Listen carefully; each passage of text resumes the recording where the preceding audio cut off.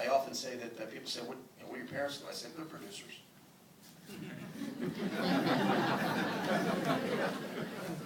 Not in the film industry.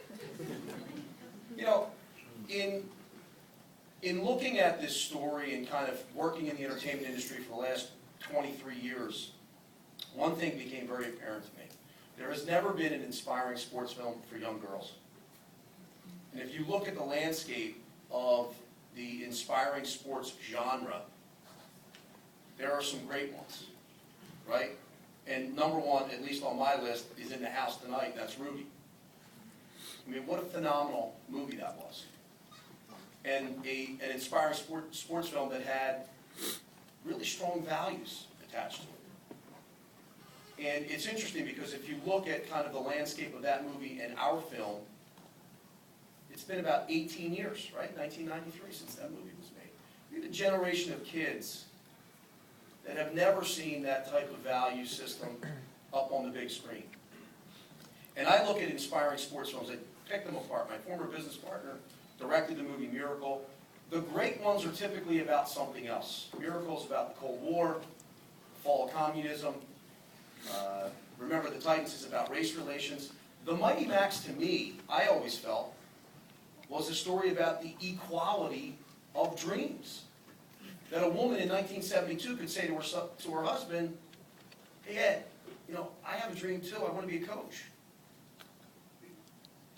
And so that gave me something to really throw my hat on and say, you know what, that's a timeless message. Regardless of gender, regardless of race, regardless of economics, all dreams are created equal.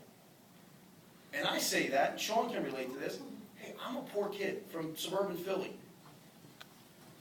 that had 6 boys in the same room, 3 sets of bunk beds.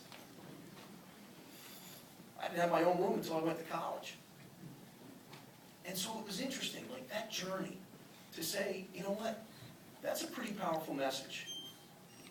And in 1971-72, a woman, if you look at the bookend of what her message is to those girls, it starts out when she says, forget everything you know.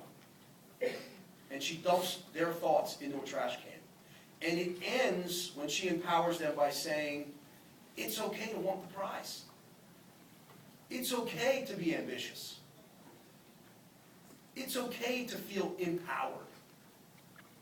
And so that's why I feel this film, as we've traveled all over the country, the response has been overwhelming. And my favorite part of the movie is the end. When you look at what these girls went on to do. The immortality of Kathy Rush's influence is what makes her a legacy. We as parents, everyone in this room, whether you're a teacher, a mother, a father, a coach, think about how much power we have and how much influence we have over our kids. And are we doing the right thing? And it's interesting, I actually coach grade school football. And I'm always reminded of this when I'm asked to speak. So 5th and 6th grade, St. Aloysius Academy, horrible program for a number of years. They asked a couple of the dads to get involved. And so we did. We start the season out, we're 5-0. And so the head coach says, Tim, can you talk to the kids? Give them a pregame speech. It's homecoming, big. I said, absolutely. So I give them, my best new Rockney. I said, boys, today is the most important day of your life. 11 years old. Nothing in your life is more important than beating St. Margaret's. It will define you for the rest of your life, boys. And I promise you, today we're going to win. What are we going to do? Yeah, we're going to win.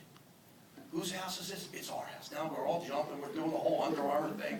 Whose house? Our house. What are we going to do? Win. And I said, are there any questions? One of the kids said, are we going to practice on Halloween?